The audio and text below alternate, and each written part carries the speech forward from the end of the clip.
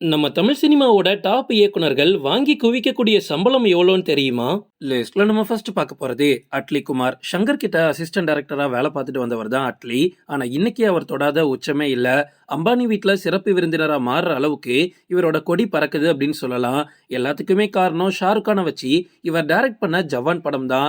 கிட்டத்தட்ட 1000 கோடிக்கு மேல கலெக்ட் பண்ணி படம் சும்மா பட்டையை பெருத்துடுச்சு. ஆனா அட்லி இப்ப அதை விட மிகப்பெரிய ப்ராஜெக்ட்ல இன்வால்வ் ஆயிருக்காரு. நம்ம எல்லாருக்குமே தெரியும், அடுத்தது அவர் அல்லு அர்ஜுனை வச்சு மிகப்பெரிய அளவுல ஹாலிவுட் ரேஞ்சில் ஒரு படத்துக்கு பிளான் பண்ணிட்டு இருக்காரு.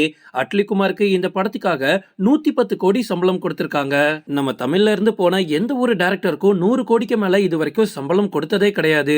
லிஸ்ட்ல நம்ம அடுத்து பார்க்க போறது லோகேஷ் கனகராஜ். நம்ம கோடம்பாக்கத்துல சில வருஷங்களாவே மோஸ்ட் வாண்டட் இயக்குனரா இருக்கிறது லோகேஷ் கனகராஜ் தான். இவரோட படத்துல நம்ம நடிச்சிட மாட்டோமா அப்படின்னு பெரிய பெரிய ஹீரோக்களே வெயிட் பண்ணிட்டு இருக்காங்க. அதுக்கு காரணம் அவர் இது வரைக்கும் பண்ண சம்பவம் தான். நம்ம லோகேஷ் கிட்ட கைதி 2 படத்துக்காக பயங்கரமா வெயிட் பண்ணிட்டு இருக்கோம். ஆனா அதுக்கு முன்னாடி ஒரு சம்பவம் பண்ணிட்டு இருக்காரு, அதுதான் கூலி. இப்ப கூலி படத்தோட வேலை எல்லாம் பயங்கர ஃபோர்ஸ்ஃபுல்லா போயிட்டு இருக்கு. லோகேஷ் கூட நேத்து ஒரு ட்வீட் போட்டிருந்தாரு, இனிமே நான் எந்த ஒரு சோஷியல் மீடியாலையும் ஆக்டிவா இருக்க மாட்டேன், இனிமே வர்றது கூலியோட ப்ரமோஷனுக்கு தான் அப்படின்னு. அது வரைக்கும் லோகேஷ் கிட்ட இருந்து எந்த ஒரு அப்டேட்டும் எதிர்பார்க்க முடியாது. இந்த கூலி படத்தை சன் பிக்சர்ஸ் தான் தயாரிக்கிறாங்க. இந்த படத்துக்காக லோகேஷ் கனகராஜ்க்கு 60 கோடி சம்பளம் கொடுக்கப்பட்டிருக்கு. லிஸ்ட்ல நம்ம அடுத்து பார்க்க போறது நெல்சன் திலீப் குமார். நம்ம தமிழ் சினிமாவில் ஒரு சூப்பரான டைரக்டரா இருந்தாரு. பீஸ்ட் படத்துல லைட்டா ட்ரோல் மெட்டீரியலா மாறினாலும் உடனே ஜெயிலர் அப்படின்ற ஒரு தரமான படத்தை கொடுத்து ஒரு மிகப்பெரிய கம்பேக்கை நெல்சன் கொடுத்தாரு. ரஜினி கூலி படத்தை முடிச்சதுக்கு அப்புறமா ஜெயிலர் 2 படத்துல தான் நடிக்க போறாரு. இந்த படத்தை நெல்சன் தான் டைரக்ட் பண்றாரு. இந்த படத்துக்காக அவர் வாங்கக்கூடிய சம்பளம் 60 கோடி. ஏற்கனவே ஜெயிலர் படத்தோட முதல் பாகத்துக்கு நெல்சன் 35 கோடி சம்பளம் வாங்கியிருந்தாரு.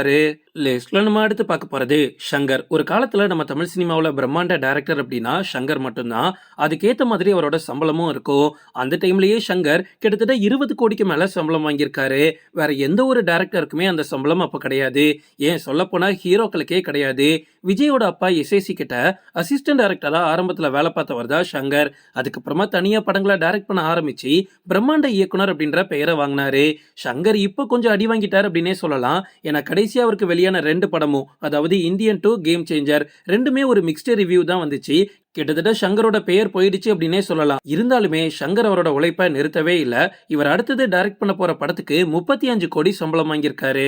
லிஸ்ட்ல நம்ம அடுத்து பார்க்க போறது ஹைச் வினோத். சதுரங்க வேட்டையில ஆரம்பிச்ச இவரோட கெரியர் அதுக்கப்புறமா அடுத்தடுத்தது பெரிய ஹீரோக்களை வச்சு டைரக்ட் பண்ணக்கூடிய வாய்ப்பு கிடைச்சிச்சு. தீரன் அதிகாரம் 1லேயே இவர் எவ்வளவு பெரிய டைரக்டர் அப்படின்னு நம்ம எல்லாருக்குமே ப்ரூவ் பண்ணிட்டாரு. ஆனா அந்த படத்துக்கு இவரோட சம்பளம் வெறும் 1 கோடி தான்.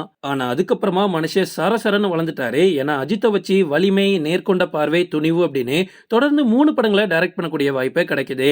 இந்த படங்களுக்கு 5ல இருந்து 10 கோடி சம்பளமா வாங்கியிருக்காரு. இப்போ விஜயோட கடைசி படமான ஜனநாயகன் படத்தை டைரக்ட் பண்ணிட்டு இருக்காரு. இதுக்காக ஹச் வினோத் 20 கோடி சம்பளம் வாங்கியிருக்காரு.